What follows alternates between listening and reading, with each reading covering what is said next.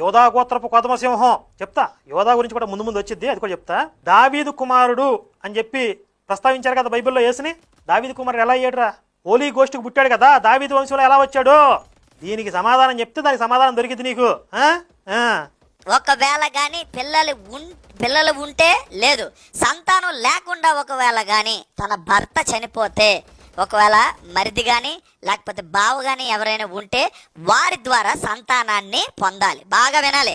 సంతానాన్ని ఎందుకు పొందమన్నాడంటే ఆ వంశంలో వంశస్థులే కాబట్టి. వేరే వాళ్ళ దగ్గరికి వెళ్ళారనుకో, వీళ్ళందరూ పచ్చి విగ్రహారాధికులు అయిపోయి, పచ్చి వ్యభిచారులు అయిపోయి, పచ్చిగా వారి జీవితాలు పాడు చేసుకుంటారు. కాబట్టి దేవుడు ఏం చెప్పాడంటే ఆ నియమాన్ని, క్రమాన్ని పెట్టడం జరిగింది. దేవుడు పెట్టిన కట్టడే. ఇశ్రాయేలీల్లోనంట ఎవడైనా ఒకడు పిల్లలు లేకుండా చనిపోతే ఆమెని బయట వాళ్ళ వద్దకు పంపించకూడదు. ఆ చనిపోయిన వాడి యొక్క